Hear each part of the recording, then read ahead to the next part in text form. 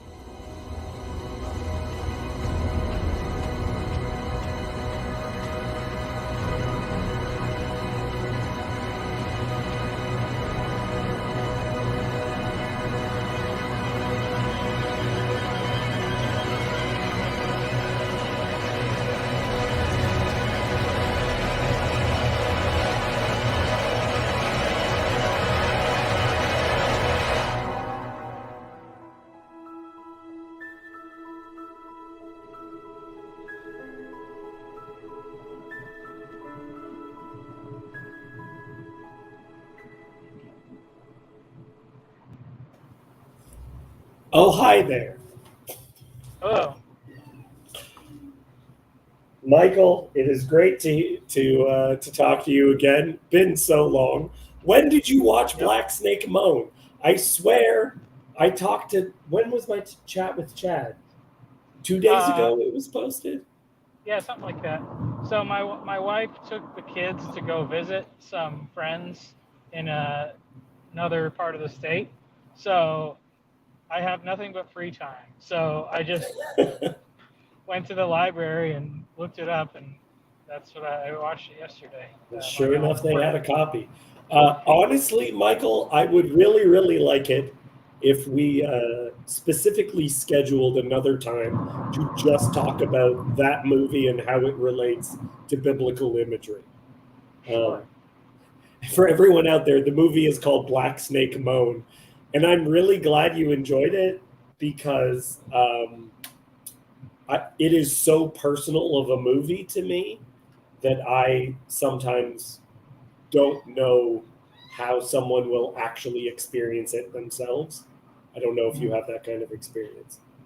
Um, yeah. I mean, it's a newer experience for me. So, uh, but yeah, I do know what you're talking about in regards to like the random things that I stumbled across in my youth, and then you know the books and that I read multiple times, things like that.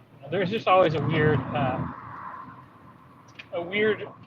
mix of just random stuff that Yeah, yeah. everybody always wants to talk about the classics, but honestly, that fascinates me. Is like what weird, obscure, kind of like grade B or C knockoff did you grow up with that formed your worldview? Right, right. Well, and I have this thing when I talk about whenever I'm 17. If there's like a movie that I loved in high school, I will say I used to love that movie. I don't know if I can recommend it Yeah. because it's just like I thought the movie Dogma by Kevin Smith was really, really smart. And it really is not. It's Hmm. smarter than a 15-year-old, Yeah. but it's not it's not that smart now.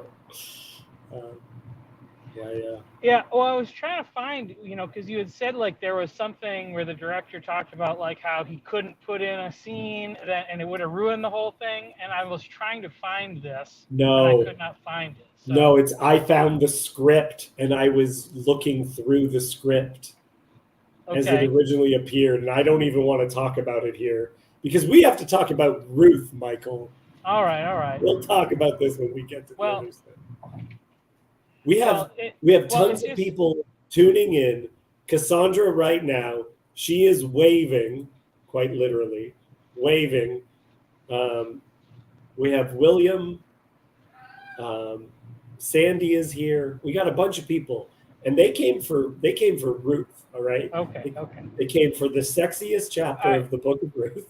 I just want to say, because I am currently in the middle of writing something, and it's very much about how like stories like have to take the shape that they are meant to take, and Yeah, or they don't work, or that like, which is like why there's so many series of not of like books that are started and never finished. It's because the author like wrote themselves into a corner. uh, yeah, yeah, so that kind of like, I don't know, the story, the emergence of like story logic is something I've been thinking about. So it seems like what you were sharing might provide a good example of that. yeah. Oh, that's good. Well, and if people are interested, this book, The Shepherd of Princes by Mike Bonikowski, which you can get on Amazon, is a post-apocalyptic book that I edited. I edited it for my friend and did story helping and all this other stuff to such an extent that I'm on dedication page of the book. Nice. So it's a really I stand behind this book, The Shepherd of Princes, and had to go through a lot of what world building is, what is set up and payoff. Yeah, it's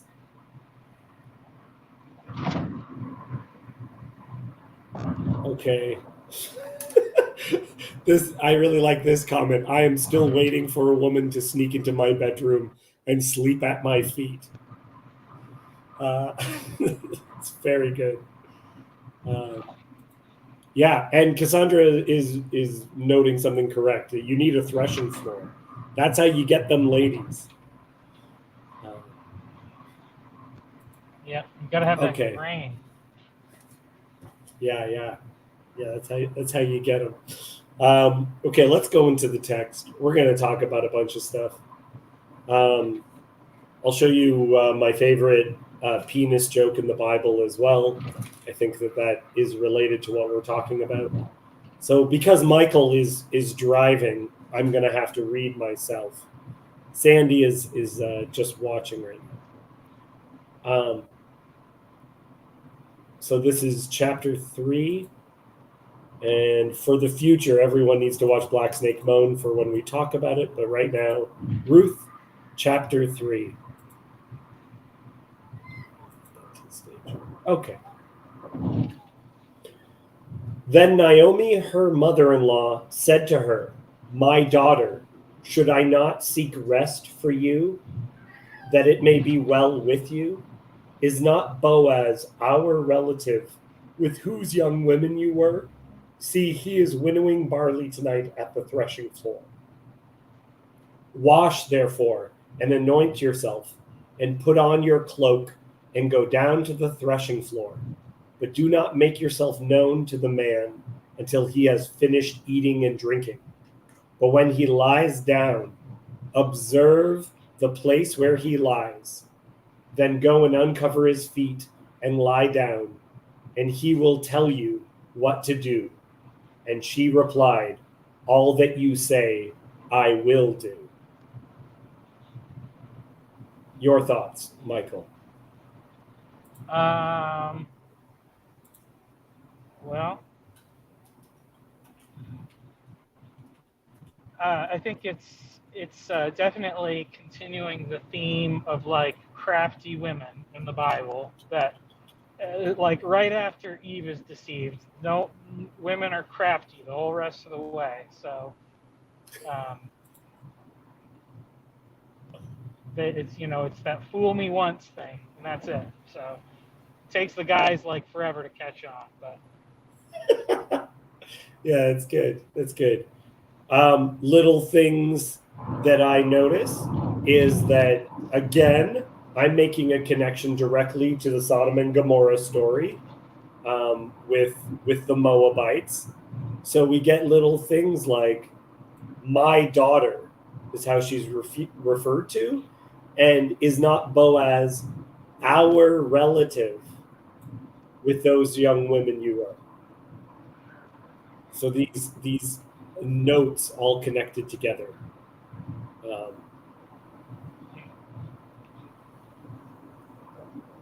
Let's see what else we have. So the eating and these are some of the connections. The eating and drinking, that it's these were harvest parties, right? So he's gonna be drinking, he's gonna be eating, he might be passed out. And one of the images is that in the Bible, feet, hands, the word really is appendage or member, right? I remember when I was in high school, me and a friend did this thing where we were behind a piano and we made it look like we were dropping our pants and playing the piano. And got like we were like bobbing up and down, and like it was blocking so you couldn't see anything. We got in trouble. We're before the principal. The principal really, I think, thought it was funny but knew he had to get us in trouble, and he said, "What were you doing?" And I was trying to explain. He's like, wait. But then how would you be playing the piano? And I said, with an appendage, right? Because it was very clear that the principal almost wanted me to have to say it to him. And so there's these words that we use to get around it's euphemism, right? Yeah. And so in the Bible, feet, the word for feet, hands, it's just the word for appendage. And that is why this is very funny. King Rehoboam took counsel with the old men. So this is from a completely different section. King Rehoboam is Solomon's son. Yep. And he goes to the old men and they say, okay, I'm about to take the kingship. What do I do? And it says, how do you advise me to answer it? And the old men said, you speak good words to them and you answer them, that they will be your servants forever. You lower the taxes, you make things easy, people are going to love you. But he goes to his young friends, the young men who he grew up with, and they say to him, this is their advice. Thus shall you speak to the people. Oh, my friend Graham's coming in. Thus you shall speak to this people who said to you, your father made our yoke heavy, but you lighten it for us. Thus you shall say to them, my little finger is thicker than my father's thigh. My little finger is thicker than my father's thigh. And now, whereas my father laid on you a heavy yoke, I will add to your yoke. My father disciplined you with whips, but I will discipline you with scorpions. Hi there, Graham. Graham, are you wrestling papers? Okay, I'm going to mute Graham until he says something. So that passage of scripture right there, I think you can kind of see that if the word for foot and these words for digit could overlap with genitals, my little finger is thicker than my father's thigh, is quite a comment. Yeah. Yeah. So we take that back into there, the uncovering, and Michael, do the whole spiel for me, will you, about uncovering your father's nakedness? Well, I mean, that is an idiom that usually means something, sexual. I mean, because that's what they say in that thing of Leviticus: don't approach so and so to uncover their nakedness, and that's what. Well, yeah. What is it? Ham.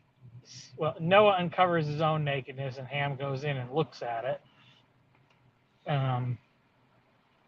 But either way, it is a nice idiom in that you can tell a young child not to look at somebody's nakedness, and at that surface level meaning, it is a true piece of wisdom without having to explain to them the more mature connotation, on which I keep saying it's odd how like the English Bible translations that are supposed to be easy to read, they always just translate that as had sexual relations with, when they could just be more literal and say uncover nakedness, and it would be more appropriate and more accurate. Right. And sometimes you have to learn the idioms, without a doubt. And that there are some stories which are clarified by this. This is why Jacob is so big on we got to learn Hebrew. Cassandra is bringing up the story. What about Moses and Zipporah? And it says when she touches his feet with his foreskin. Yeah, Cassandra, you're absolutely correct. Right? Is that there's a story where it's a very confusing story, and it seems more related when you hold these idioms to be true, when you can see that stuff. I think, though, here, so just so people know, that's where the idea that that you may hear people say that there's some kind of oral sex happening here in Ruth chapter 3. I don't think so. I don't think so, and I'll get into why. But do you think that they're getting it on? No, I mean, I think it's interesting because Naomi tells her, "You do this, and then listen to what he tells you to do." Like she's making and it might be in a sense like she's fully prepared, growing up in Moab or whatever, and knowing the ways of the world, that she's expecting what Boaz is going to tell her to do might be, um, a preview of things to come or whatever, uh, but it doesn't seem like that's what happened. That I don't see any reason why you would have to assume that, except for people wanting to do the whole like wink, wink, nudge, nudge, like that Well, whole thing. indeed, I think that the use of euphemism is to steer us to wonder about these questions. Jan God is saying, I think the modern audiences underestimate the sexual depravity of our ancestors. I, Uh, I no, also, I think there's a lot of places where it's really clear. I think this is one where it's much less so. yeah, I would agree with you, and I think it's very, very important that where the text is purposely unclear, that we should be unclear with our interpretations. Where I'm going to say where I think the text is heading us, I'm very, very open for other possibilities. I'm going to bring in another thing because I took a course on First and Second Kings, and this is the beginning of Kings happens like this. Now King David was old and advanced in years, and although they covered him with clothes, he could not get warm. Therefore his servants said to him, "Let a young woman be sought for my lord the king, and let her wait on the king and be in his service. Let her lie in your arms, that my lord the king may be warm." So they sought for a beautiful young woman throughout all the territory of Israel, and found Abishag the Shunammite, and brought her to the king. The young woman was very beautiful, and she was of service to the king, and attended to him, but the king knew her not. Okay. So in this class, the professor brings up, look, we know that kings maintained their leadership by showing they still had sexual prowess. Their fecundity was related to their ability to serve, to be king. Okay, which is why it wasn't enough that they would dispossess a king. After they dispossessed a king, they would take that king's wives. Right, that was the sign that I've fully taken you over. Yeah. And so one of my professors was saying, look, David is old, so they bring in this young, hot woman so he can show that he still deserves to be king. That's what it's about. It's not about him being cold. And I said to the professor, look, the text is not ashamed of David's sexual exploits. Why then would it go out of its way to say he did not have sex with her, though? It's because if it's not because the text is ashamed of the sexual depravity of our ancestors. It's that sometimes we're obsessed with it, so we're throwing it in everywhere. Right? Yeah, I do think also. I mean, I think that this kind of that story kind of shores up my thesis about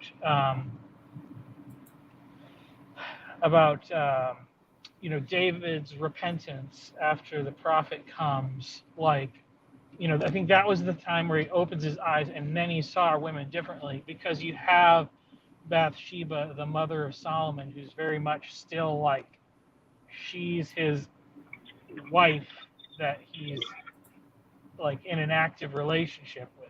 She's, like, so, I think you could say that he might have been faithful to Bathsheba from that point on. I think he was a changed man, because he's so, like, I just don't like, like when the story of Abigail, it's Abigail, and it's like she should have been an amazing um, wife for him as like an actual companion, but then he also marries so and so, whoever, and it seems like, prior to that thing, he just didn't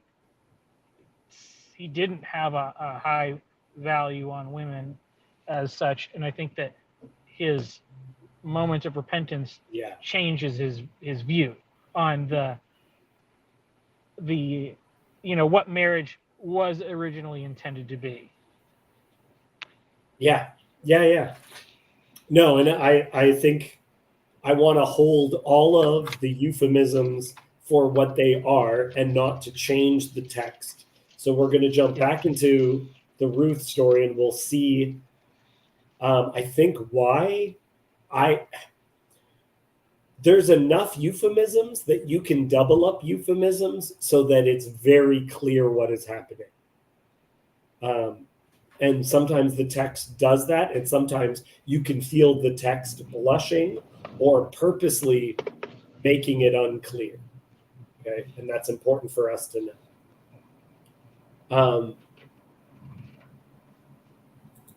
So I think that's all I had to say about the previous bit.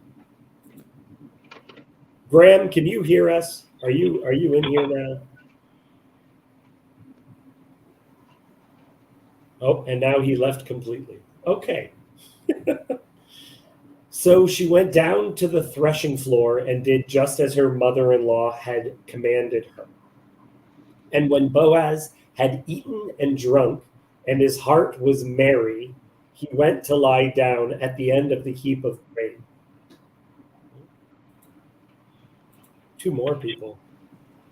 Do you guys, hello, do you have opinions on this bit of Ruth that we've already talked about? I think you think too much about dicks. Okay. Thank you, Graham. Thank you so much. Sorry, I had to say that. Is it me or the Bible that thinks too much about them? No, I think there's definitely something to what you're saying. Okay, good. Cassandra, do you have any comments before we continue on? No, not right now. Okay. So we're I do have to go though, so I'll talk to you later. Okay. We're at the heap of grain. Is that where we are? Yes. Yeah. Is that like how in the Song of Solomon's her belly is like a heap of grain? No. That's not. Okay. That's not the part that's the problem. It's the next verse that says your navel is like a goblet of wine. It's not her navel. That's it is her belly that is like a heap of grain.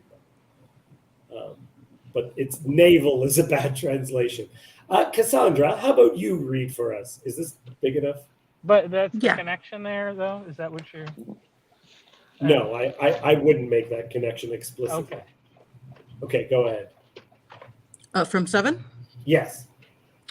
And when Boaz had eaten and drunk, and his heart was merry, he went to lie down at the end of the heap of grain. Then she came softly and uncovered his feet and lay down. At midnight the man was startled and turned over, and behold, a woman lay at his feet. He said, "Who are you?" And she answered, "I am Ruth, your servant. Spread your wings over your servant, for you are a redeemer." And he said, "May you be blessed by the Lord, my daughter. You have made this last kindness greater than the first, in that you have not gone after young men, whether poor or rich. And now, my daughter, do not fear. I will do for you all that you ask, for all my fellow townsmen know that you are a worthy woman. And now it is true that I am a redeemer, yet there is a redeemer nearer than I. Remain tonight, and in the morning, if he will redeem you, or should I just end there? Yeah. Let's pause for a second there. Okay. I do think that Boaz is drunk because it specifies that his heart is made merry. It seems to me like he passes out. Yeah. I like this line. So she came softly and uncovered his feet and lay down. So this is the bit that people would say is the sexing, the oral sex. At midnight, the man was startled and turned over, and behold, a woman lay at his feet. And he said, "Who are you?" And she answered, "I am Ruth, your servant." Okay, so for me, this is the callback to Sodom and Gomorrah. Afterwards, Lot's daughters uncovering their father's nakedness. So it's hinting at this thing, but Lot's daughters take. It's a taking which occurs, whereas this is presenting them as she is presenting herself as a servant. Okay, she says this to the mother. All that you say, I will do, taking the position of the servant. Whatever Boaz says, I will do. I am your servant. So it's this over and over again, which is why I don't think she's date raping Boaz, because otherwise the lesson is Moabites. Moabites will always roofie you if given the chance. In fact, I think is Jael a Moabite? I can't remember. Now I have to find this out. No, I think she's something else. But either way, Cassandra, do you have any thoughts on that? I don't know what you grew up as the proper interpretation. Yeah, well, I had never heard about the possible oral sex one, but yeah. But I think it would change the story a lot if that was how it unfolded. Right. Well, and especially the possible scandal. It's just like this is a thing that people give to like junior high girls to be like, look at this. Isn't this the best? It's just like, guys, maybe pump the brakes just a little bit. Yeah. Well, what do you think is behind Naomi telling her to lay down at his feet and uncover his feet? Yeah, so I don't know. Okay, if there is a law that we will get to, and it's so if you wear, okay, in Deuteronomy, if you don't fulfill your role as the kinsman redeemer, it says you spit in his face, you take off his shoe, and you slap him in the face with his sandal. Okay, that's what you're supposed to do. But shoes were also used, I believe, I have to find more evidence of this. In a pre-literate culture, a shoe would be used as your signature. Because have you ever worn Birkenstocks or like actual good old leather sandals? No, but that's kind of what Boaz does later, right? When he's talking to the other relative. That's right. They use a sandal as a means of a contract being shifted. And I think the reason behind that was that if you have old leather sandals, they actually conform to the shape of your foot. So if you have this object, it actually could not belong to another person, right? Like there's a way that it would all bunch, that it like you could see the marking in it that would be yours and no one else's. Okay. So I think for that reason, it gets used as a contract. This is my theory. I have to do more research on this. And Ruth goes and takes away his ability to give away that responsibility. She takes away the way he could sign the contract to give her away. Could be something like that. Could also just be a tickling wake up. Maybe, because it's funny, because one way I read this is it does almost seem like a proposal, but it's not like maybe the way we would look at it where the man is kneeling down. But that's one way I had thought about it, like if she's kneeling at his feet almost, but except he's laying down. But I did not understand the foot aspect. I was thinking, wonder if it's kind of like, when Abraham sends the servant to go find a wife for Isaac, and he's, putting his hand under his thigh or whatever. Like, maybe there's a grabbing that's just like, hey, I'm touching this thing, Yeah. Oh, sorry. That story is a perfect example of the same euphemism. Yeah. The whole thing about it's all about Abraham's seed. It's all about his lineage. So he's literally, the servant is literally swearing on Abraham's seed that he will find him a servant. So I don't think he's swearing on Abraham's thigh. Right. I think he's swearing on Abraham's testicles. Right. Which, let me tell you, you take that oath very... Are you taking this seriously? I'm taking this very seriously, okay? I think it's very clear how serious I take this, okay, Abraham? All right. Oh my gosh, I look at these stories so different now, I think. Yeah. Yeah.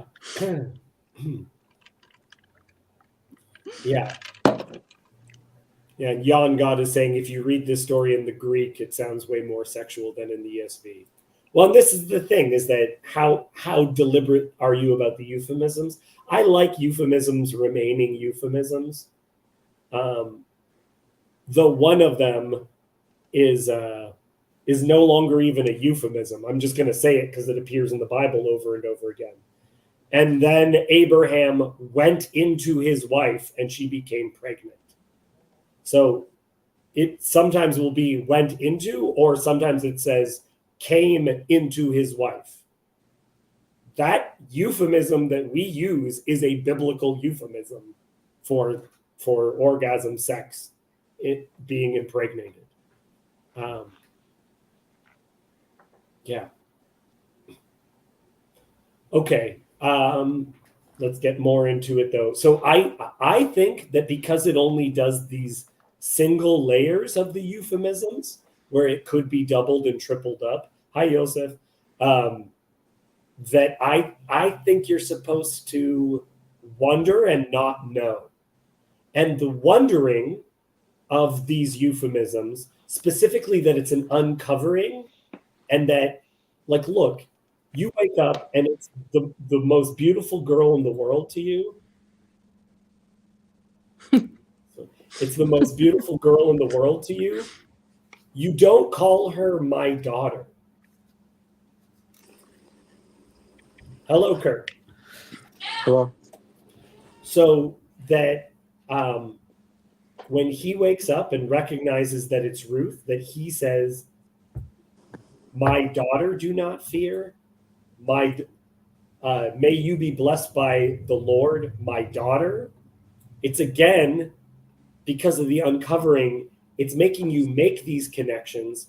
But to me, the purpose of it is to connect it with Sodom and Gomorrah, because this story is undoing that story in the Torah. The Moabites are cursed because this isn't monetized anyway. They raped their way in. They raped their way into existence.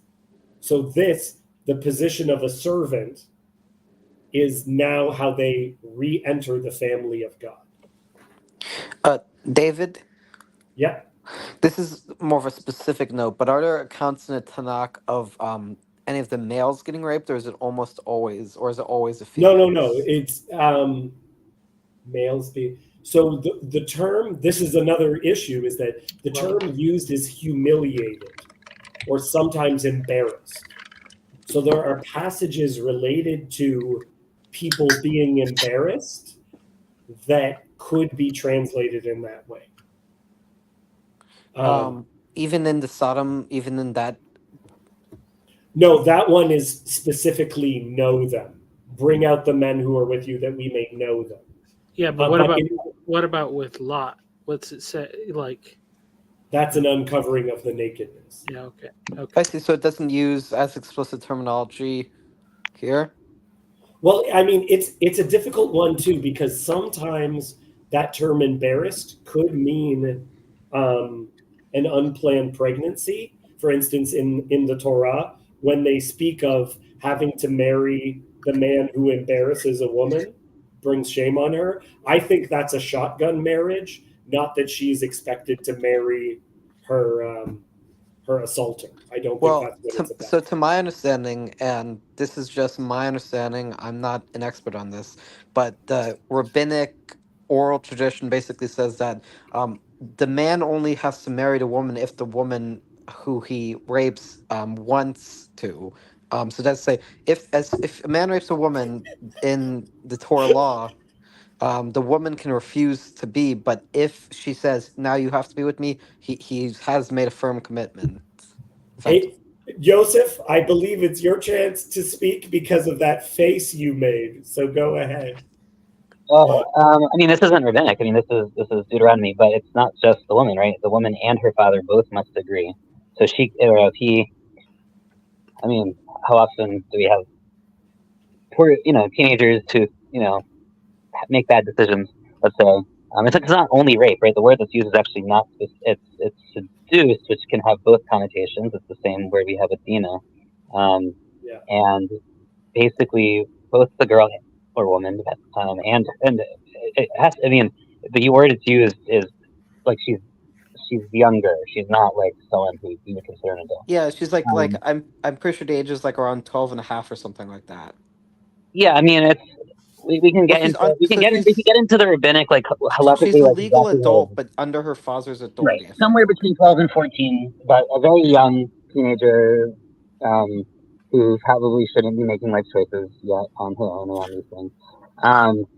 But both her, so if it obviously like she can refuse because marriage has to be consensual.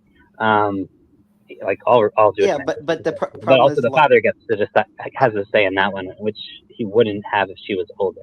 Yeah, but the problem is a lot of the atheist types misrepresent it as if the woman has to marry the rapist. Oh yeah, I mean that's just wrong. But I mean I don't know that. I mean, I'm just clearing up that common misconception.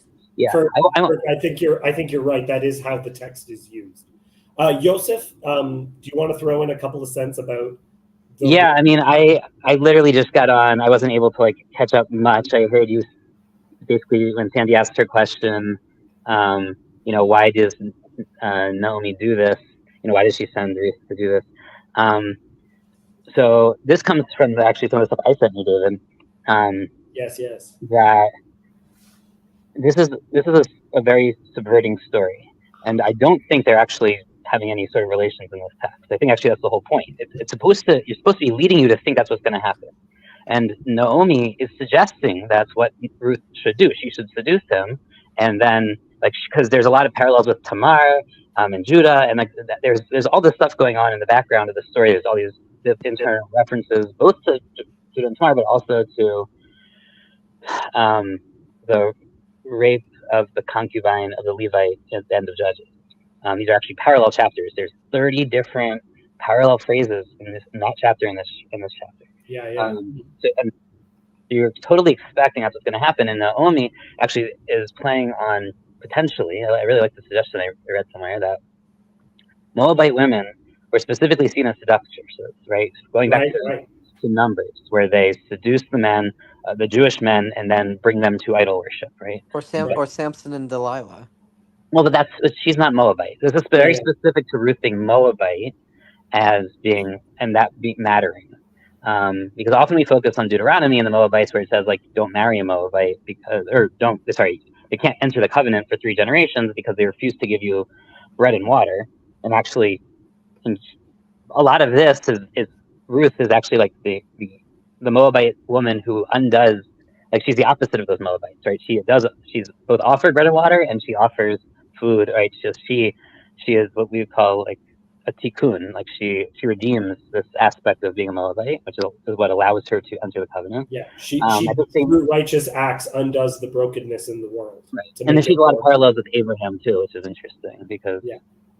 of how Moab is related to Abraham, right? And I really like what you're saying, Yosef, because people need to understand that we see this in movies, right? We see a setup that we've seen 100 times so that we have an expectation, and that expectation in good storytelling is either met or subverted. Subverting is also meeting those expectations in a Yes, different way. in a different way. So this is entirely a subversion. Naomi is used, like we expect her to send Ruth, who's this outsider, Ruth the Moabite. She's always called that until this scene, right? The first time she's not called the Moabite, and she gets to name herself, which is also really important. Because the judges, remember, no one has names, especially the women. She gets like, but what happens here, and this subverts this entire. This is why Ruth really is a response to judges, because it subverts it and says, I care about the name of this woman who's a stranger, who's a foreigner, who's like sort of joined the Jewish people, but like isn't really my family, kind of is. Like, and I'm going to accept her, and that's what Boaz is doing. The community then does after him because he leads that motion in that direction. And there's this entire subversion of the Book of Judges, of the inhospitality, of the cruelty, especially two women. Of the women move the story in both, which is that's because the judges, the women were also the movers of the story, often because the men were off doing what was right in their eyes, basically not being leaders. So the women kind of fill that vacuum. I have a question for you, Yosef, that I'm wondering. I don't know if Ruth knows that she is undoing specifically how Moab is created. I don't think she does, but I think the writer of the text knows, but Ruth in the story is just being righteous. Yeah. She doesn't know, like this to me is we're just following what God wants from us. We are doing good in the world and we bring about Mashiach into the world while doing righteousness. And we don't even know what part we're playing in it. We don't know what we're undoing. We can also talk about it in a different sense, right? We can talk about it and like that, like in a kind of if she doesn't know that she's fulfilling a set of archetypes, like and the aware, and if she was aware and conscious what archetype she was fulfilling, would destroy it almost, right? Yeah. So there's this. I don't want to go to Barfield exactly, but there's something about like the consciousness of being a representation, like that ruins it. And I think this is actually very interesting because this is almost the opposite of what we see in the New Testament. And we don't have a whole discussion necessarily about this, but in the New Testament, I think there's a very clear consciousness, both of the people within the story and of the authors, that they're trying actively to fulfill archetypes and patterns. Whereas here we have this very, very different, and this is right. This is also about the mother of the Messiah, right? I mean, that's Naomi and Ruth could both be seen as they're both the women from whom the Messiah comes, but they do not understand and are not aware of this pattern fulfilling, and it would ruin I think they would ruin the story if they did.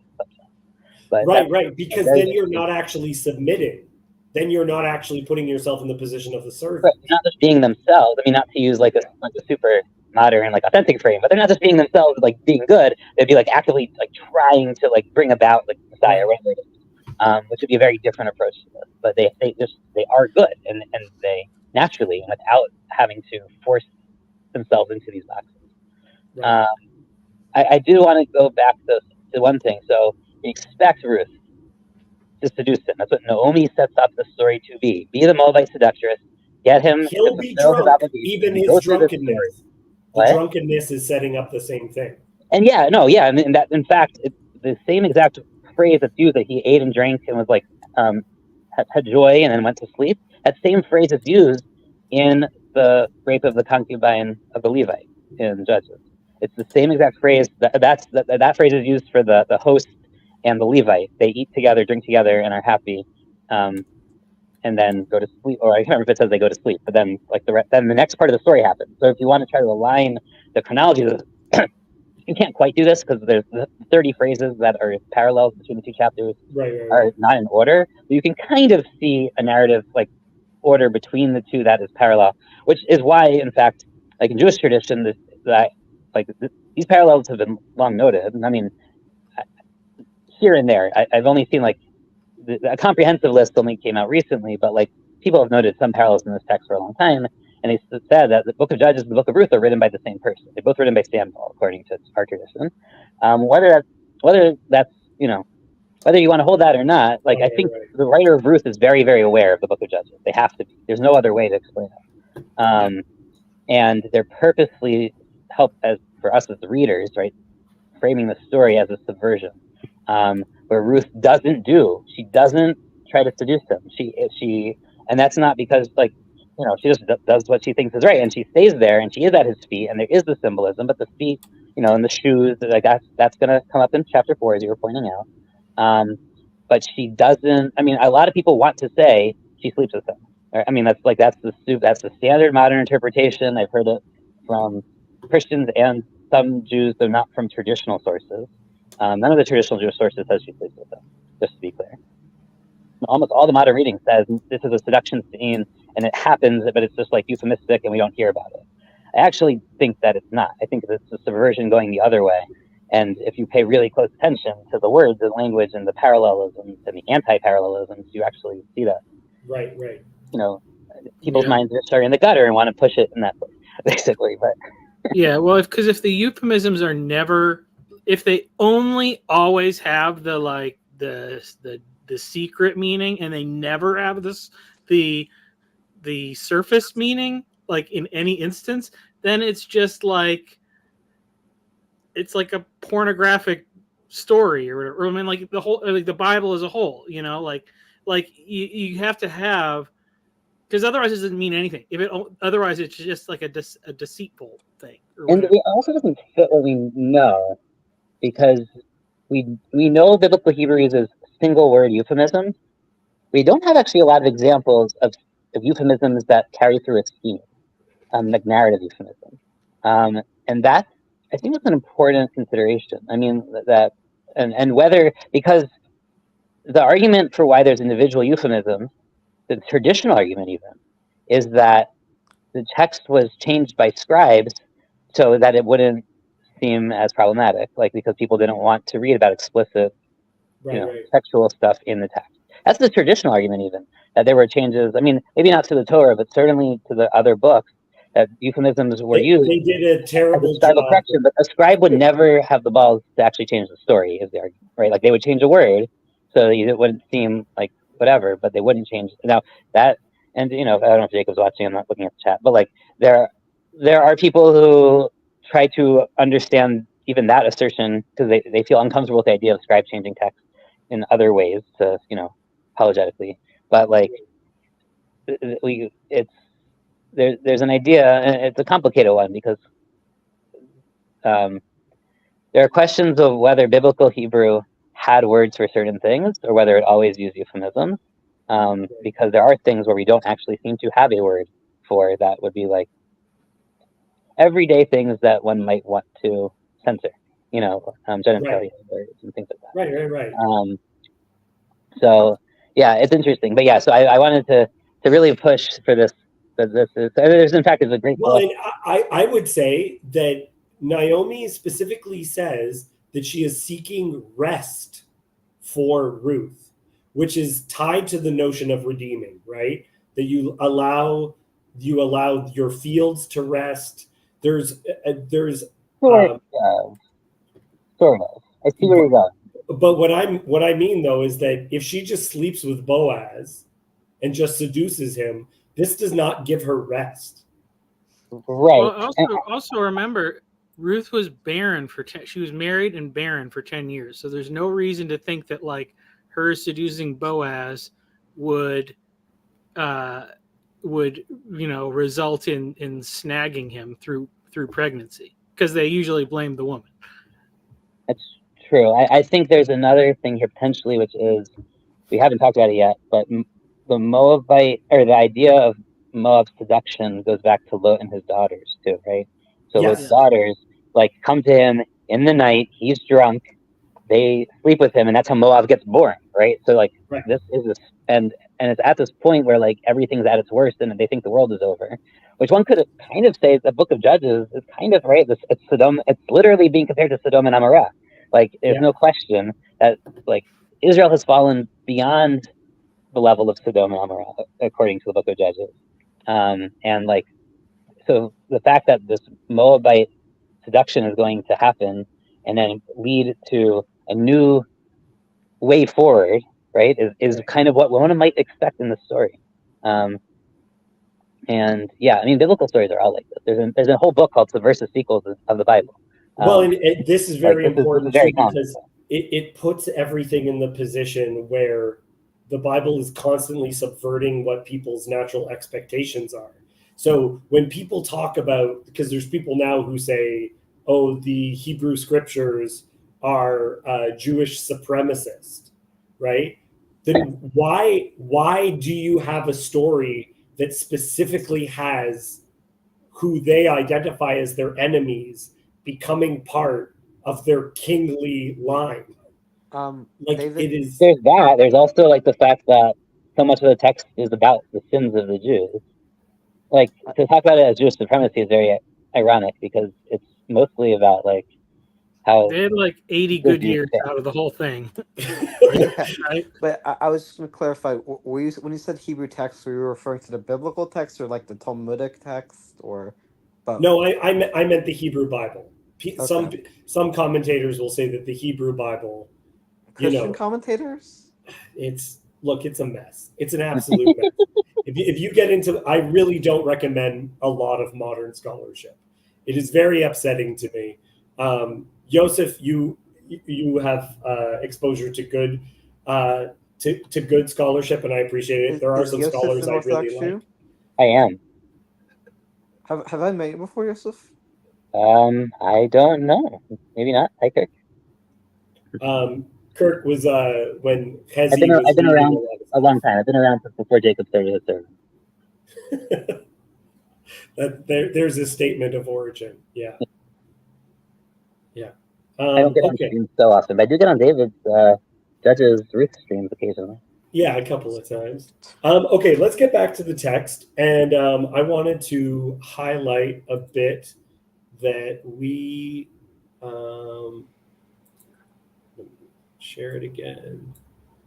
Right there. Okay, so it's this notion that was echoed repeatedly where Boaz spoke of Ruth as seeking refuge under the wings of Hashem. And remember before we spoke of this idea that it seems to me that both characters fulfill what they desire Hashem to do themselves. So Boaz says, may Hashem bless you, and then he blesses her. Okay? And right here, so, she's taken refuge under the wings of Hashem, and he says, I am Ruth, your servant. Spread your wings over your servant, for you are a redeemer. Well, so there's a couple of things there, right? Because the word wing there is kanaf, which is translatable as wing. And we use this phrase like under the wings of the Shekhinah and stuff like that. I think the King David uses later. But there's also like kanaf just means the hem of your garment. Yeah, like the the edges, thing, right? Corners, it says here. Well, so it's not corner. It's edge, but I could see why one would go in that direction. But it's important because it's also, if you remember from Judah and Tamar, he gives her his gedilim, the fringes at the edges of his garment, which are used for signing documents, David.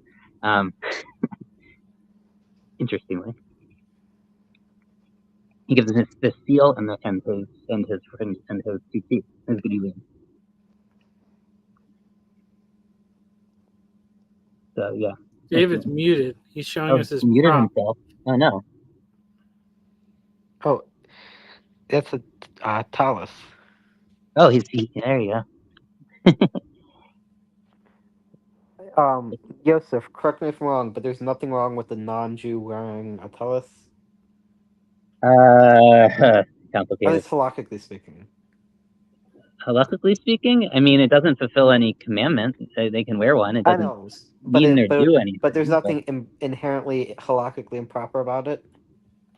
I mean, not particularly. I can't think of a halacha that would prevent them from doing so. I mean, so Noahides, for example, are expected not to keep Shabbat fully, but Right. Well, but that's a separate and very specific ruling just on Shabbat. My Noahide, intention right here is an object lesson. I intentionally wasn't wearing it when I came back on. Okay, but on the edges, on the fringes, right? What Joseph was talking about, right? The symbol of God's commandments, that you would have the fringes, Yep. and to be covered by the fringes, and even related sometimes for weddings, the tent that they will be under, sometimes it will just be a talit that will be on poles. Yep, that's what Right. my wedding was like. as a chuppah. That's To what be- that's sometimes what you make a chuppah out of. Sometimes Yeah. they have a special thing, canopy, but Right, and you'll see that a lot in outdoor weddings. If they don't build something specifically, there'll be people holding the poles. Like, Have you ever been to a Jewish wedding, David? I have not. I have not. Oh, no, really? I have. That surprises me. I feel like you have. I've been. Sorry, I went to one, but it was barely Jewish. It was not nearly Jewish enough for Not my Orthodox. No, yeah. Okay. Um, Yeah. So, but the rule against keeping Shabbat has nothing to do with like, can a Noahide wear a talit or anything like that? The rule against keeping Shabbat is specific to Shabbat and not generalizable. There are other things to talk about with other mitzvot, but you can't generalize from that one. But some people have noted that the edges of the garment and the edges of the field where the person does gleaning, and that these are the people that are on the edges of the community, and Yeah, so that's a good it's all over. It's the fringe character. And we Fringe also fringe had of the all. phrase in 2:12 in Ruth. We already had this phrase, "You've come under the wings of the God of Israel for your protection." That's right.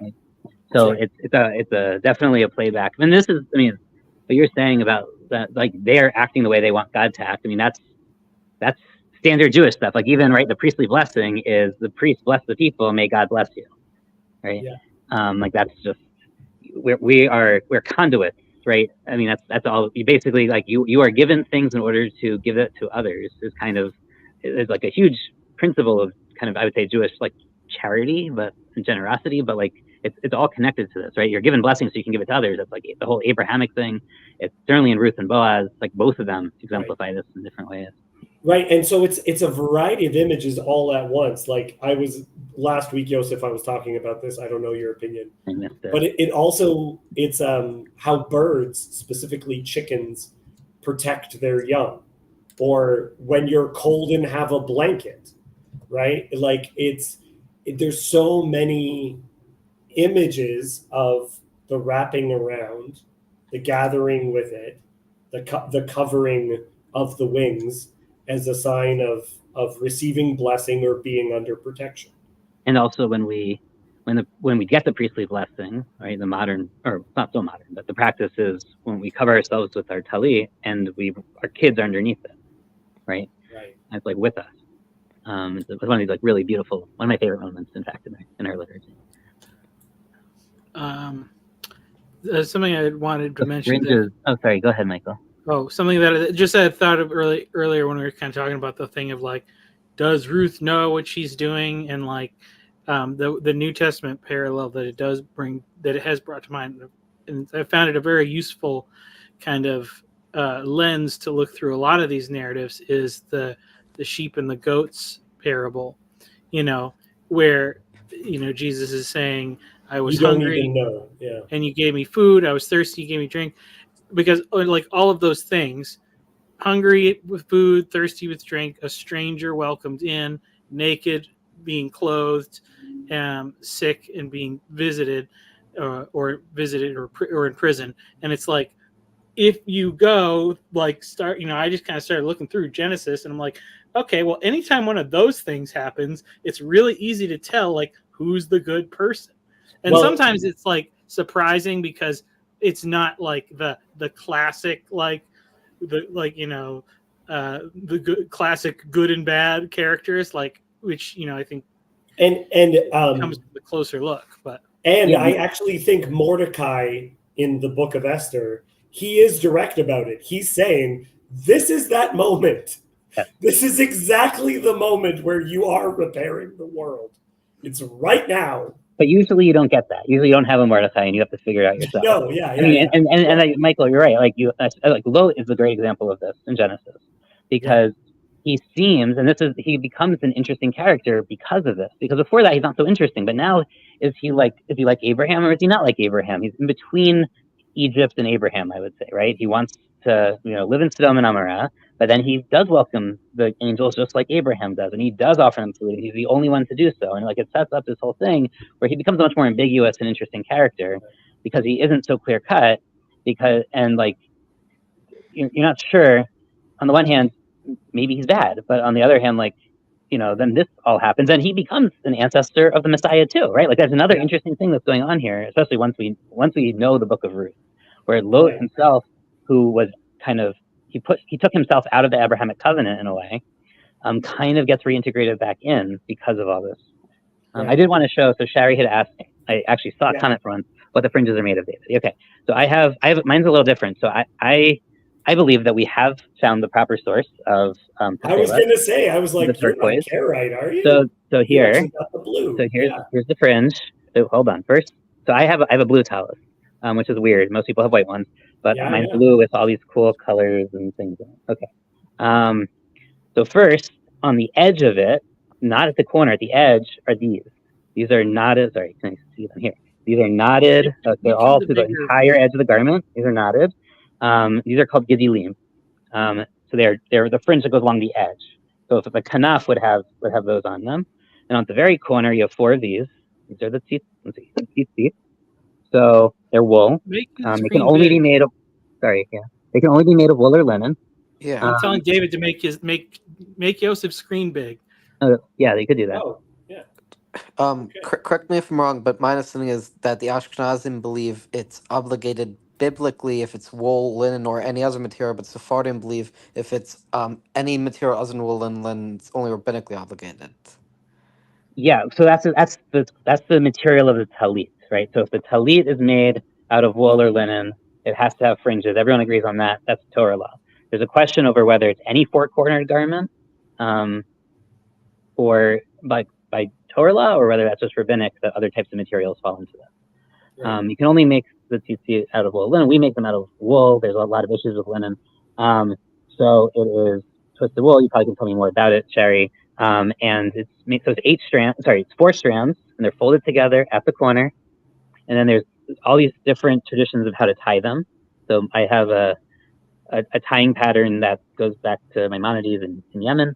And then most people, these are only white because for a long time they thought the source that we got the turquoise dye from had been lost in antiquity. There's all this new science and research and things and archaeology, and we think we've found that source is. Some people don't accept that's really the source, so they're not sure, so they stick with white. But since I think we have really found it, the commandment is to have one of. Do you believe it's that shellfish? I do. The murex, yes. Yes. So this is a murex dyed, and it's so one half of one of the 4 strands has been dyed turquoise, and that's the one you use to wrap around. And then this one has 7. There's 7 triple wrappings. The 7 represent the 7 heavens. There's all sorts of Kabbalistic? What? Is that a Kabbalistic tradition? So no, you have to have at least. Well, no, sort of. I mean, sort of, but the symbolism predates.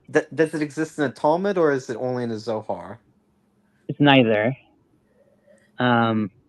Basically, the wrappings are the traditions of the wrappings, and there's 10 different ways to tie them, or maybe 12. But there's a lot. Every community had like different ways. In Ashkenaz, it's not how you normally tie Ashkenazi ones. I can show you because I'm wearing Are you another Ashkenaz? thing under my shirt. This is a white one. You can see the tying pattern is entirely different.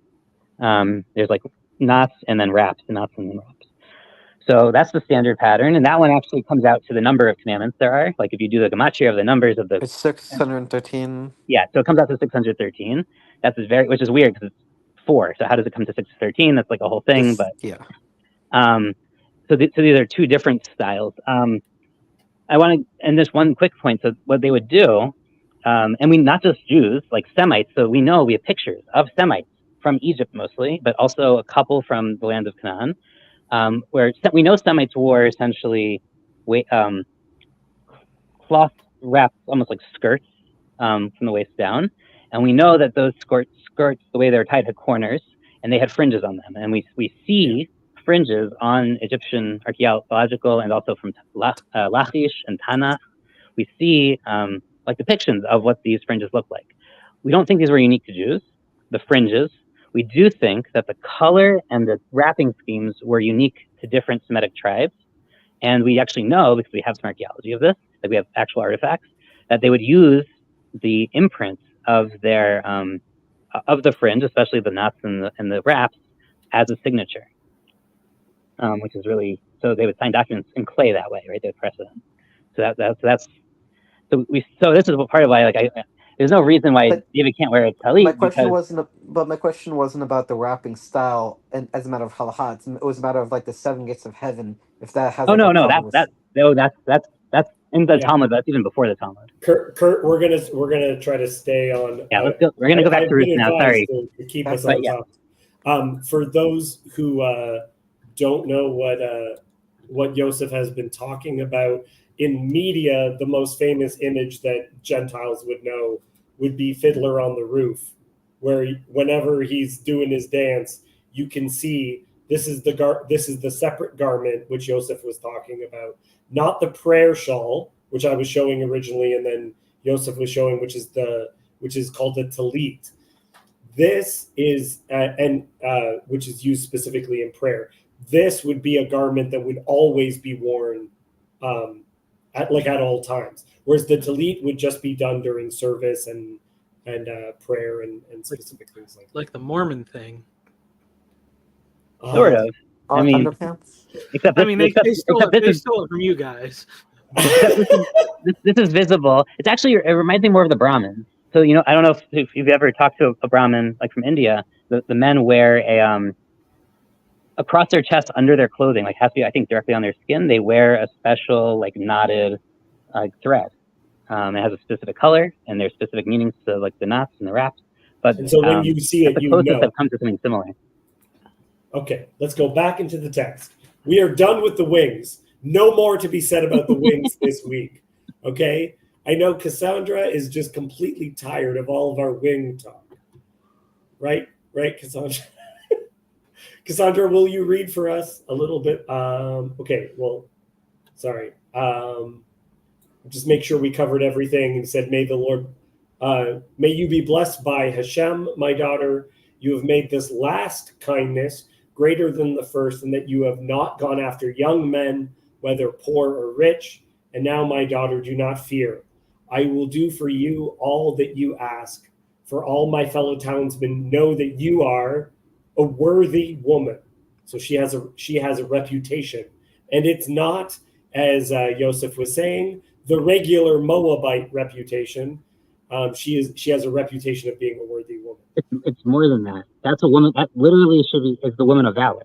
I don't know why they translate it as worthy woman here, because it has a lot more resonance when you realize that that's the word Eshet Chayil, which that's the expression at the end of Proverbs. Right. Well, it's right. The beginning of the last chapter of Proverbs. This is the woman of valor. She's the only woman, the only actual character who's ever called woman of valor in the whole Bible.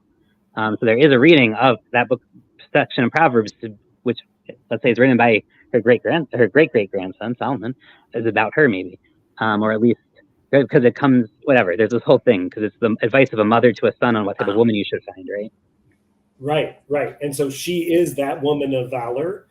But which is Boaz the has also been described. Boaz was earlier described when we first met him as the man of valor. as a Right? man of So valor. they have Yeah. this connection. And the only other place that's used is in Judges, where the Benjaminite soldiers are called men of valor when they're killing their countrymen, weirdly.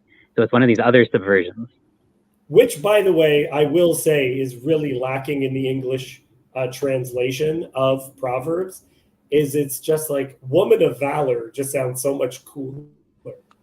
It's a great term. We even have words that you could translate that way. Yeah. Okay. So she's a worthy woman. She's a woman of valor. She's got that reputation. And now it is true that I am a redeemer, yet there is a redeemer nearer than I. Remain tonight and in the morning. If he will redeem you, good, let him do it. But if he is not willing to redeem you, then as Hashem lives, I will redeem you. Lie down until the morning. The first time I read, yet there is a redeemer nearer than I, it was difficult for me not to think that it was speaking of God, that there is a redeemer closer. Do you have thoughts on that? I always have thoughts, but I've already derailed you enough. You'll never finish the stream if I keep telling you. Yeah, it's good. It's good. I was going to say, I'll plug this. I have this open in my lap as you're talking. The best book on Ruth that I've come across. Ruth, awesome. If you really want a Who wrote full, that? What?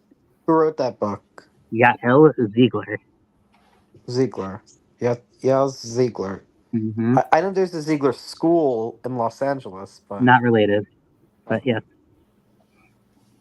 Okay. The common gist. But yes, so she's awesome, and this is the best. I mean, this goes exegesis, midrash, like any archaeologically stuff, like everything. Yeah, Yosef sent me an email with just some of this as a resource when it was the Feast of Weeks, and I really appreciated it. It was great. Okay, Cassandra, will you finish reading the chapter for us? So she lay at his feet until the morning, but arose before one could recognize another. And he said, "Let it not be known that the woman came to the threshing floor." And he said, "Bring the garment you are wearing and hold it out." So she held it out, and he measured out 6 measures of barley and put it on her. Then she went into the city. And when she came to her mother-in-law, she said, "How did you fare, my daughter?" Then she told her all that the man had done for her, saying, "These 6 measures of barley he gave to me, for he said to me, 'You must not go back empty-handed to your mother-in-law.'" She replied, "Wait, my daughter, until you learn how the matter turns out, for the man will not rest, but will settle the matter today." I love that. Because there's all that stuff in the Torah about settling things within a day, paying the worker in the day and everything. That I think that's all related. That he, in fulfilling, he will do it today. He is not going. And this, by the way, also is used to show people's righteousness. Right? Abraham wakes early to saddle his donkey. You wake up early, you get the thing done right away, and you don't let the day finish before you finish it. That's an important part of a righteous person. early bird gets the worm. The early bird gets the worm. It's also part of the complication of Lot. Look, if you know your city's going to be destroyed, you don't sleep in, which is something he does. Do Christians have a similar concept about like importance of priority and like timing and goals? I would say so. I'm trying to think of one of the bits that's in the Gospels. It will speak of making yourself right with your brother even before you go to make, like, if you are going to go and make a sacrifice, not to delay in making yourself right with your brother first, as an aspect of your sacrifice. Yeah. Is there anything inappropriate implied by the fact that she was there until morning? at his feet. Yeah, Nonetheless. Yeah. she stays at his feet. I don't think so. Well, One you know could what? depends on how if one wants to read the euphemism into it. Well, I would say so. She tells Naomi everything that happens, and then Naomi says he's not going to rest until he settles the matter. I don't think that would be the case if something had already happened. You know, Yeah. There's a lot of Practical cow. idea. There's some cow buying about to happen, so I don't think the milk has. But speaking of that, there is a nice little thing that comes out from this book where she's holding out her garment. He puts in the barley, and then she has to carry it back secretly. So she would, right? So she would lift. She'd have to lift the robe back up. It would be over her belly. She'd look pregnant, basically. There's this weird, very physical. If you think about like what this would look like, depending on how much barley he gives her, obviously, and we don't know because there's no unit of measure. It's one of these things people debate about because it says it's 6 barley, like 6 grains, 6 stalks, 6 cups. Like we don't. There's no. It's one of the few places where there's no measurement given. It's really weird. But there's also a whole discussion about whether it's a symbolism. In the Midrash, it says it symbolizes like 6 descendants of hers that will become prophets, basically. But so it's maybe just symbolically of these. But yeah, like is this a promise almost of like symbolizing, future? What do we want to call it?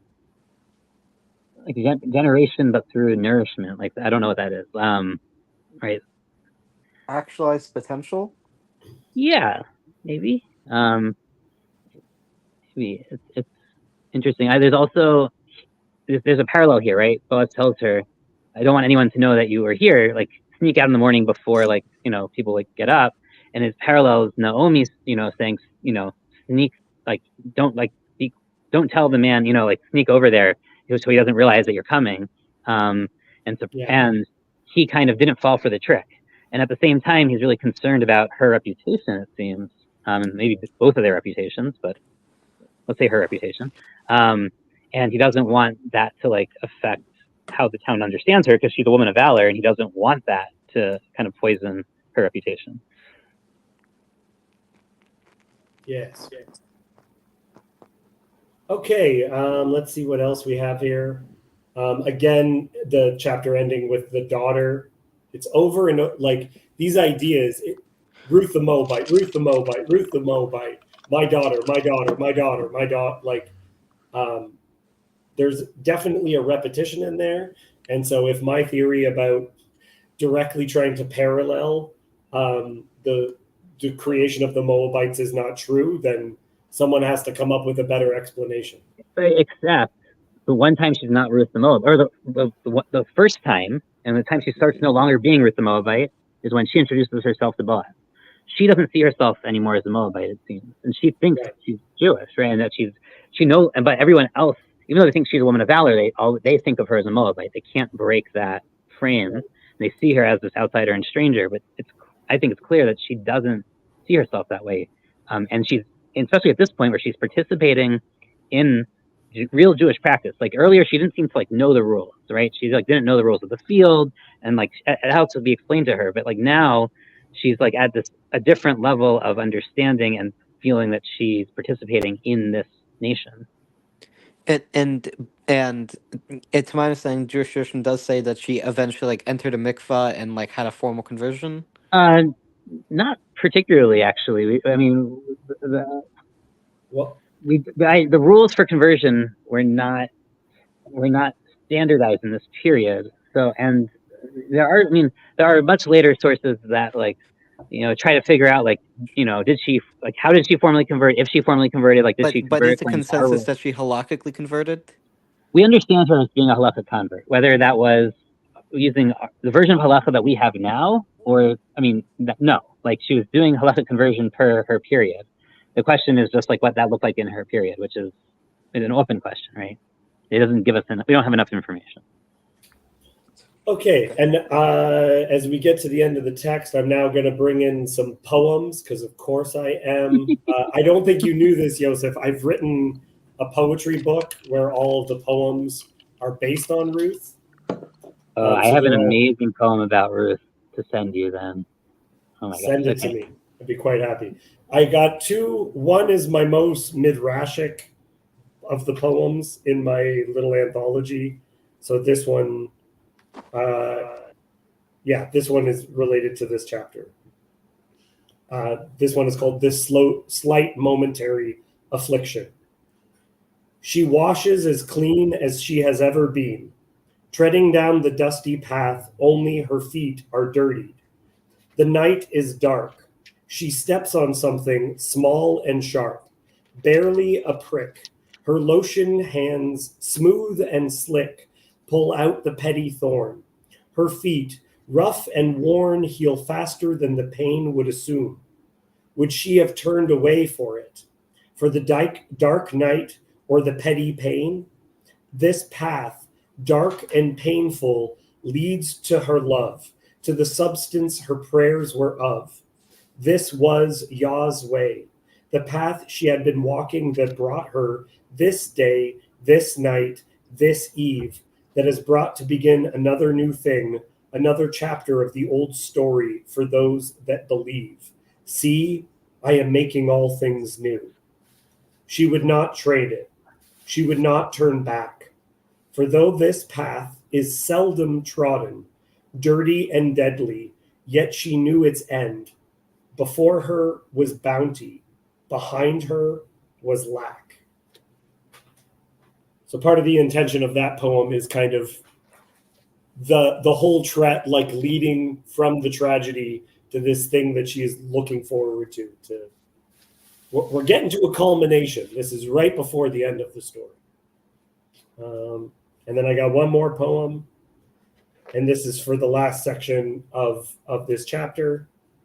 And this poem is called The Broken Shadow.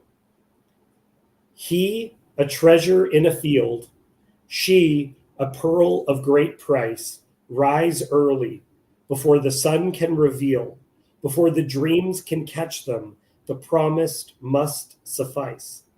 None will know, none will be told, until the day Yah's plan, bows follow, unfold. In the darkness she came, in the dark she must go, not knowing which way the spirit wind breath would blow. There is a small exchange before her leaving, as unsure in the morning as was in the evening. She cannot find her words, he cannot find his sandal. He takes one step closer, it melts her like a candle. He breathes her in before there's light to see all her face. He sighs it out as if to say, your sweat is sweeter to me than perfume, your calluses softer than moss. This burnt off life, this mire and dross is being sifted off by the commitment he holds. She unfolds a garment upon his request. He loads her with bounty, but waiting for Yah to bless. The other's good, their presence the other presents. The heavy glory she must carry home, to wait alone, to see if he can settle the matter, to see if this sharp, worldly matter can be softened by grace. Her mother's knowing face nods and speaks. Absent is the grief from the sound of her tongue. You will not wait long. By day's end, it will be settled. Then the sun, like shining orange metal, broke the sky's shadow that had fallen on these widows. There's my poem for the end of that. Beautiful. But could use more rhyming. See, Cassandra, she's been.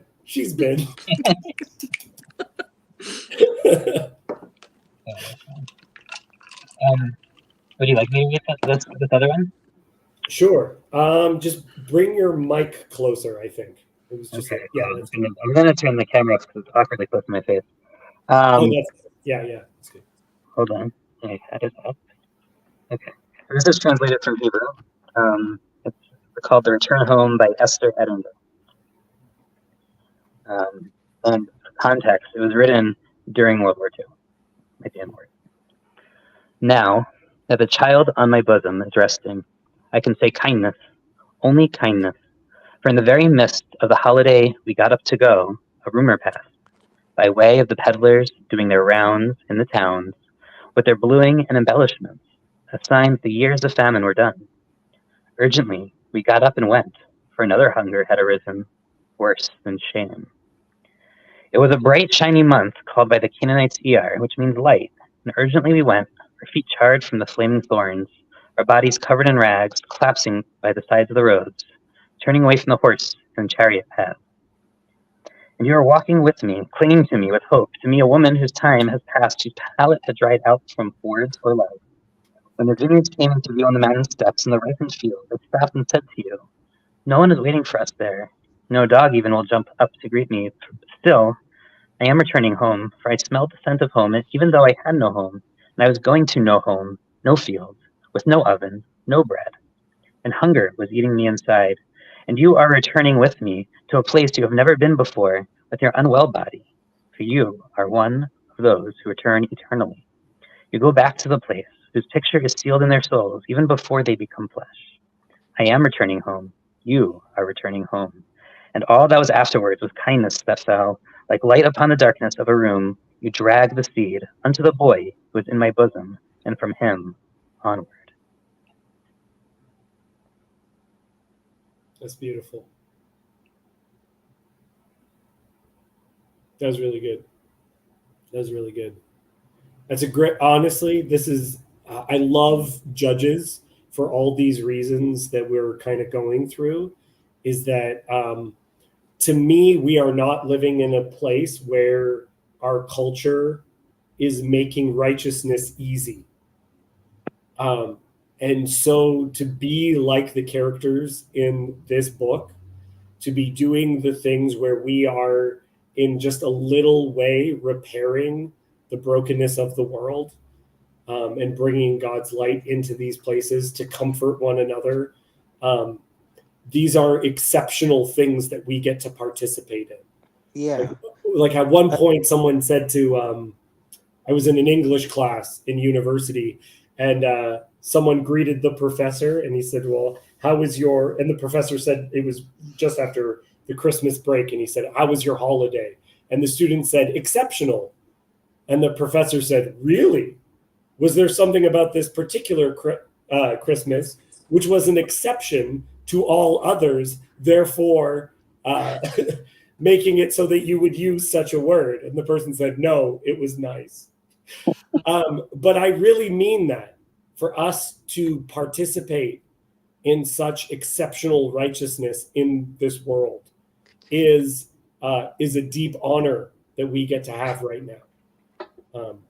To Yeah. be exceptions. Well, to my understanding, and I don't want to get this sound stupid, but like to my understanding, one of the problems that like Orthodox Jews have with Reform and Conservative is that they sort of abuse the notion of Tikkun Olam, right? Because Tikkun Olam is an actual ethical principle of the religion, but the way it's used in you could say more liberal or non-traditional sources sort of cheapens the word. I'm not sure going with it. I know what he's getting at, but Okay. I feel like that will lead us down a very, very A very long different path. What was that, Yusuf? I couldn't. Oh, yeah, no, I think, yeah, that's a very different conversation. I'm not exactly sure how you're connecting it to what David just said. I'm trying to, it's a misuse of the term, like, exceptional, I think, where you're going. But, because I was speaking of repairing the world. You were talking about there is an undoing of the curse. But again, going back to what I said when we first came on, it's not necessarily being actively aware, right? Like, right, there's this weird thing, right? Because once you become conscious of it, there's certain traps one can fall into. I actually think that this goes, I mean, this is a whole other story, but I think this actually goes back to Cain trying to repair the sin of his parents.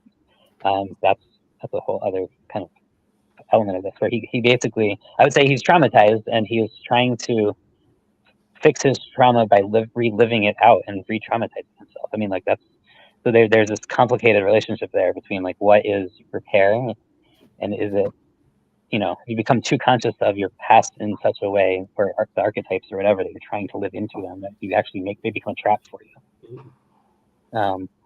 Which is why we have the commandments, right? You're not trying to become a person or an archetype. You just told at this moment, this is what you should be doing. I mean, but in the sense of Well, not the necessarily mitzvot. legalistically, but as you live a life out in that way, you are trained.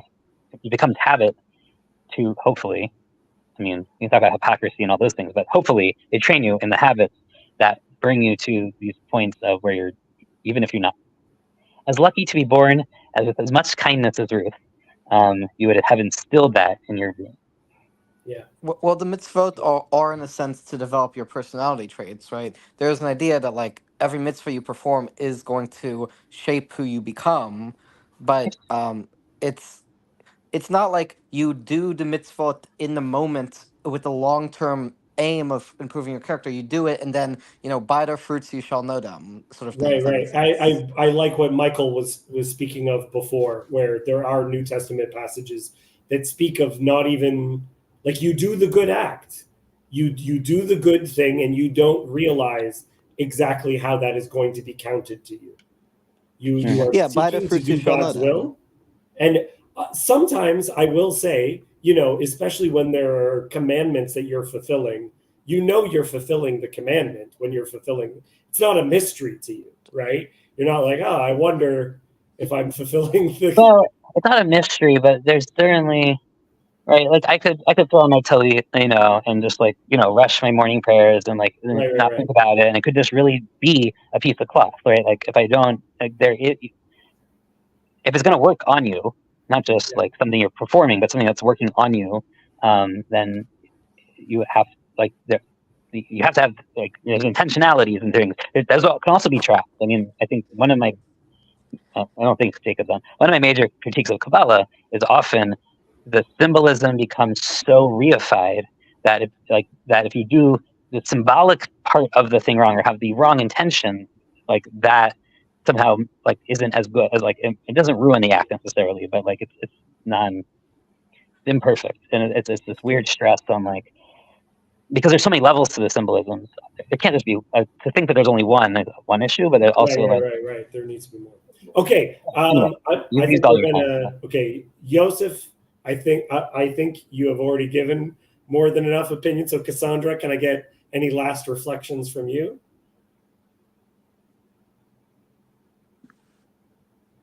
I mean, I don't know if I have any really. I liked, because I was thinking about this idea as Ruth herself also being a redeemer. And Yosef had mentioned something about that earlier, which I thought was nice. Because what would have happened to Naomi if she did come back alone? That's kind of just the end of it. And she doesn't have a son, she doesn't have anything. That's good. That's beautiful. But I was also kind of thinking of this idea of self-consciousness too, about Ruth not being self-conscious of her being a valorous woman or undoing the sins of the Moabites and stuff with I've been kind of watching there's like some little channel called Radical Ramblings, which I think they're like Rad Femmes or something like that. It's a really small channel. But I was watching it because like they're like listening to them talk about like these kind of sex issues and stuff. And there's that famous quote of this feminist author that talks about like every woman has a man inside of her peering through a peeping hole, like peeping at her. Which author? I don't know if I could find it. I think she's let Judith me Butler? see. No, it's Cassandra, it's just go by what you wanted out of it. It's okay for you. Oh, yeah, because it's just the idea of like women can't just be themselves without thinking about how they're actually being themselves. So there's like they're saying, like there's this little man inside of your head that is watching you comb your hair. They're watching you wash your feet. They're just like always viewing it. So you're always self-conscious that you're performing or something like that. And I don't know, I just been thinking a lot about that, of being self-conscious of being a person, Yeah, of doing these things and stuff. And how do we deal with that? Because we have consciousness, we've got that. yeah. And then now that we can see ourselves doing things, and then we're like, you like what you were saying before early, like, are you performing it?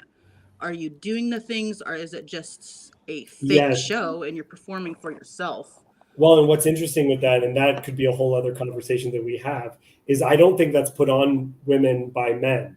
Because when women spend time with other women, they are very, very self-conscious of how they appear, how they present themselves. They don't need the male gaze in order to do that. And in fact, if you listen to the stories of biological men transitioning, when they start taking estrogen, estrogen does that in and of itself.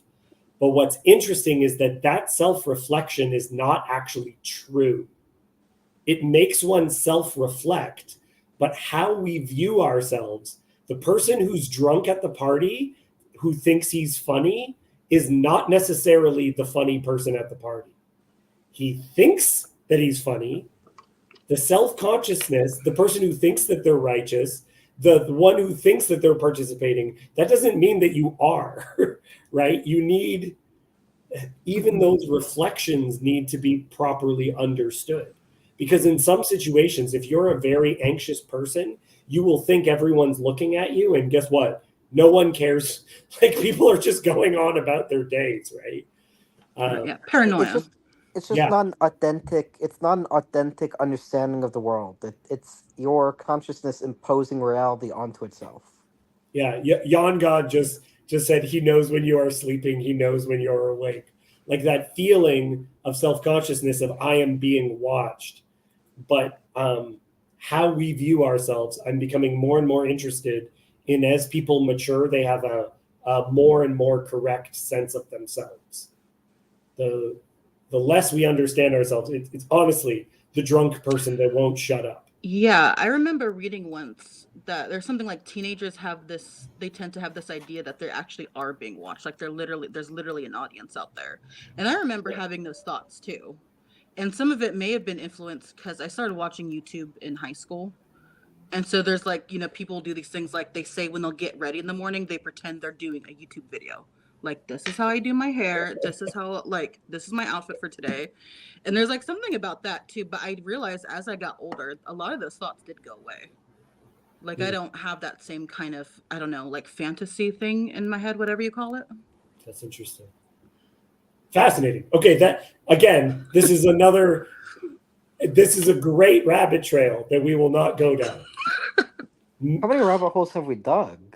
There's a lot. There's a lot. It's important, Joseph, when we get down at the end of the rabbit trail, that you do not eat the rabbit. For though it chews the cud, it does not part the hoof. Okay? Very important to remember. Michael.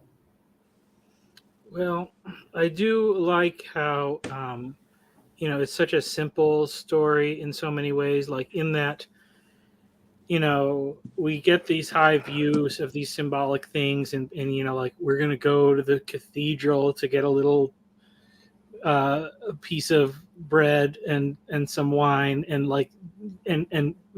we've made it this huge elevated thing, which is great. It's great. It's wonderful that people can do that and have that experience, but it's not disconnected from the act of I just have my meal and you're hungry and I'm going to share it with you. And so, because that's the thing. It's like, we don't have, there's really not, I don't think there's even any like stories like in the New Testament of like,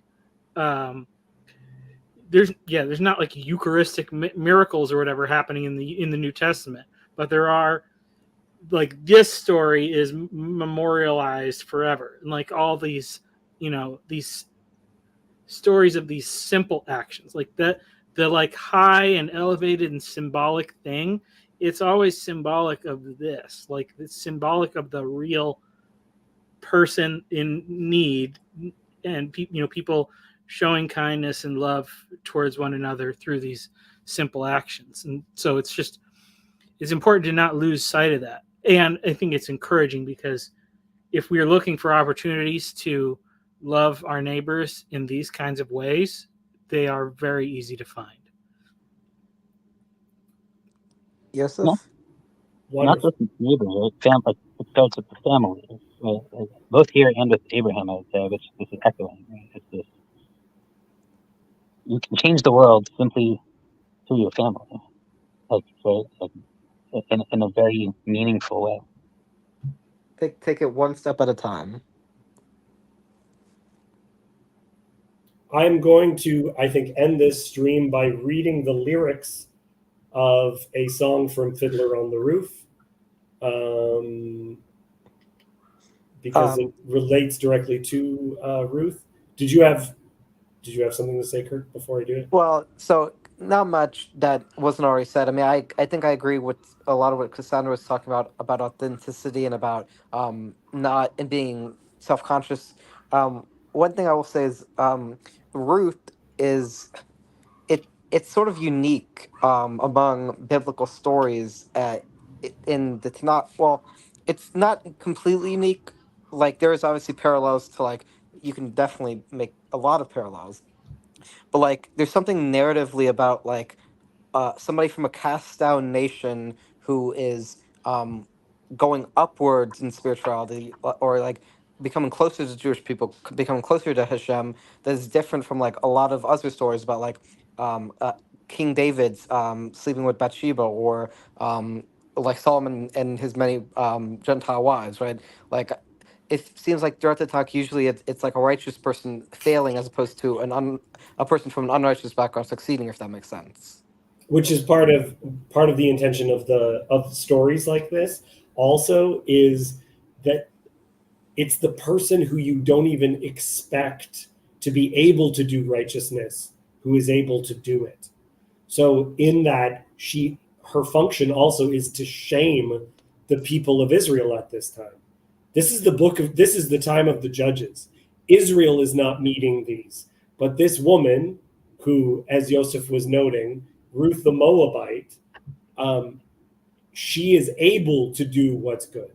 And if she is, as this foreigner coming in, then we certainly are should have this expectation on us.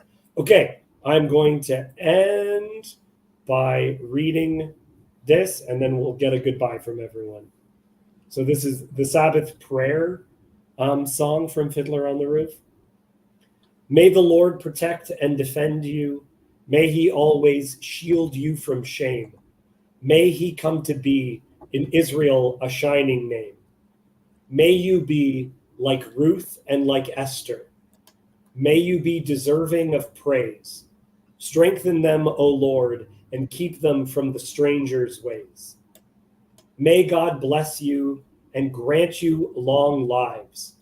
May the Lord fulfill our Sabbath prayer for you. May God make you good mothers and good wives. May he send you husbands who will care for you. May the Lord protect and defend you. May the Lord preserve you from pain. Favor them, O Lord, with happiness and peace. O hear our Sabbath prayer. Amen. Amen. Lovely, guys. Thanks for coming out. See you next week. And we're how much longer are we gonna? How many more weeks are we gonna be doing Ruth? At least one more. I think just one more, and then I don't know where we'll go. Maybe we'll get into Samuel. So, I mean, Fiddler on the Roof is probably the most popular culture for a secular or non-Jewish audience that they'll have to Judaism. I mean, the only other one that comes to mind would be like Marvelous Miss Maisel, but that wasn't really. No, yeah, it's like what people know about Judaism is generally Fiddler on the Roof and Mel Brooks. Oh, Oh, now, I mean, there's now it's unorthodox too, unfortunately. But yeah, what was that? now it's also unorthodox in the modern Netflix. Oh series. yeah, that's that one. that's like some Feldman something. What's her name? I don't remember. Look, we are ending on a prayer. We're ending on a prayer. Amen. We're not ending on a rabbit trail. Love you guys. I love you See too. you next week. Bye. Goodbye. Bye.